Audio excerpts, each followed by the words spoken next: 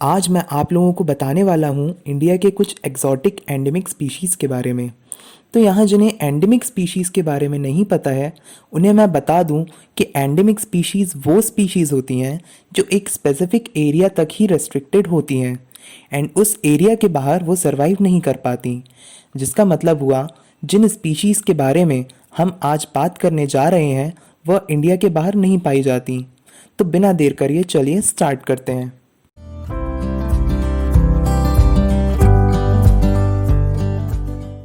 तो दोस्तों, मेंढक तो आपने अपनी लाइफ में बहुत देखे होंगे। जैसे ही बारिश का मौसम आता है इनकी टर सुनाई देने लग जाती है। पर क्या आप लोग ये जानते हैं कि फ्रॉग्स की एक एंडेमिक स्पीशी इंडिया में भी पाई जाती है जिनका नाम है पर्पल फ्रॉग, या इन्हें एक और नाम से जाना जाता है पिगनोज फ्रॉग। ये इंडिया के वेस्टर्न घाट वाले एरिया में ही पाए जाते हैं। दुनिया भर के बायोजोग्राफर्स का कहना है कि ये फ्रॉग्स बहुत रेयरली दिखाई देते हैं, जिसके पीछे कारण है इनका ज़्यादातर समय ज़मीन के नीचे बिताना। जी हाँ दोस्तों, पर्पल फ्रॉग्स अपनी लाइफ का ज़्यादातर समय ज़मीन के नीचे बिल बना के रहते हैं और साल भर में 2 से 3 हफ्ते के लिए जब मॉनसून आता है सिर्फ उसी समय ये ज़मीन पर आते हैं। इनकी स्किन का कलर पर्पल होता है, जबकि इनकी बॉडी बड़ी और मोटी होती है और इनका सर इनकी बॉडी के कंपैरिजन में काफ़ी छोटा होता है और इनके हाथ पैर भी छोटे होते हैं, जिस कारण से ये आम मेंढकों की तरह छलांग नहीं मार सकते।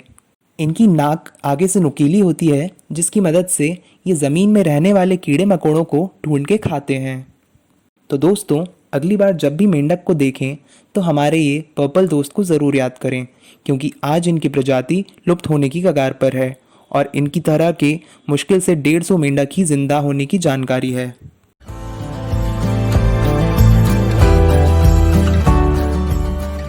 शेर, जो कि शक्ति और ताकत का प्रतीक माने जाते हैं, इसकी शान का कोई मुकाबला नहीं है, जिस कारण से कई देश इसको अपने राष्ट्रीय झंडे में दर्शाते हैं।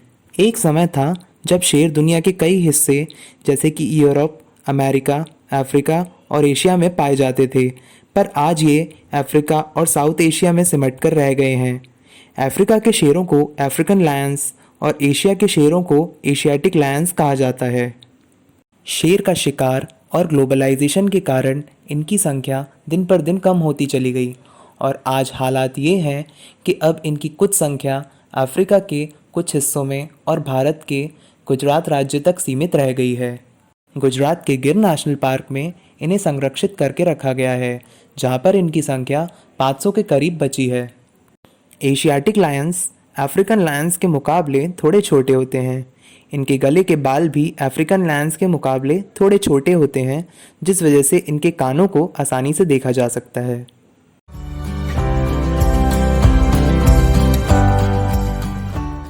गिलहरियाँ, जो कि हम में से लगभग हर किसी ने देखी होंगी। इनकी चुलबुली हरकतें और इनकी मासूमियत हमें इनकी तरफ आकर्षित करती है। पर दोस्तों, क्या आप लोग ये जानते हैं कि दुनिया की सबसे सुंदर गिलहरी भारत में पाई जाती हैं? जी हाँ, मैं बात कर रहा हूँ इंडियन जायंट स्क्विरल या मालाबार जायंट स्क्विरल की। इनके शरीर पर कई रंग होते हैं, जैसे ब्लैक, ब्राउन, रेड और वाइट, जो इनके आकर्षण का केंद्र हैं। ये आकार में दुनिया की सबसे बड़ी गिलहरियों में से एक हैं और इनकी लंबाई 25 से 45 सेंटीमीटर और वज़न 1.5 किलो से 2 किलो तक हो सकता है। ये भारत के कई हिस्सों में पाई जाती हैं, पर मध्य प्रदेश की सतपुड़ा पर्वत श्रृंखला में ये बहुत आम हैं।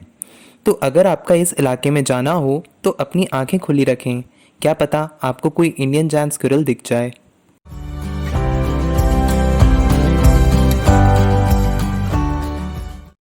दोस्तों, दुनिया में बंदरों की कई प्रजातियां पाई जाती हैं और कई बढ़ते ग्लोबलाइजेशन, डिफॉरेस्टेशन और शिकारियों के कारण लुप्त भी हो गई हैं। ऐसी ही एक प्रजाति जिन्हें जाना जाता है लायन टेल्ड मैकैक्स के नाम से, सिर्फ इंडिया में पाई जाती हैं। इन्हें वंडरू के नाम से भी जाना जाता है और क्षेत्रीय लोग इन्हें सिंघालिका कहते हैं। इनकी चमकदार सफ़ेद दाढ़ी इनके काले बालों वाले शरीर के साथ मेल खाती है और इन्हें इनका नाम मिला है इनकी पूंछ के कारण, जिसके छोर पर शेर की पूंछ की तरह ही बाल होते हैं। ये आमतौर पर पेड़ों के ऊपर ही रहते हैं और फल फूल खाते हैं, पर कुछ अवसर पर ये छोटे जानवरों या उनके अंडों का भी लुत्फ उठाते हैं और इनके गालों में खाना रखने की जगह होती है, जहाँ ये खाना इकट्ठा करते हैं।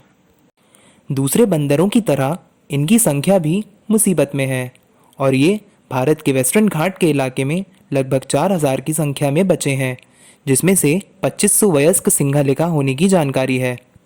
दोस्तों, 1970 में इनकी संख्या में भारी गिरावट के बाद सरकार ने इनके संरक्षण का प्रयास किया, जिसके परिणाम से आज इनकी संख्या दोबारा बढ़ने लगी है। 1983 में इंडियन पोस्टल सर्विस ने एक स्टैम्प जारी किया था जो सिंहपुच्छ वानर को दर्शाता है।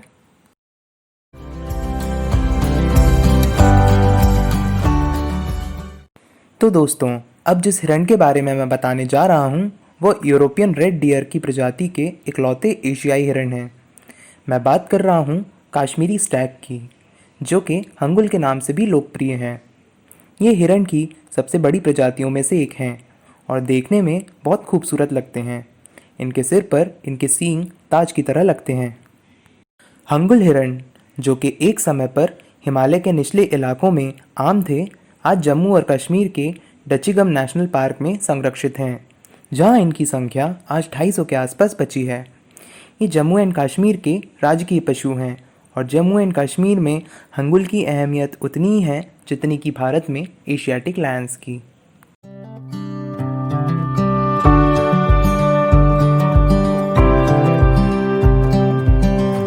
सो फ्रेंड्स, ये थे इंडिया की 5 एंडेमिक स्पीशीज़ जो इंडिया के बाहर कहीं और नहीं पाई जाती। एंड इसके नेक्स्ट पार्ट में भी मैं ऐसी ही कुछ एक्जॉटिक एंडेमिक स्पीशीज़ के बारे में आपको बताऊंगा। तो नेक्स्ट वीडियो की नोटिफिकेशन के लिए मेरे चैनल इंडी फैक्ट्स को सब्सक्राइब करें एंड बेल बटन को प्रेस करें। और अगर ये वीडियो पसंद आई हो तो प्लीज़ इस वीडियो को लाइक ज़रूर करें एंड अपने फ्रेंड्स के साथ शेयर भी ज़रूर करें। Thank you.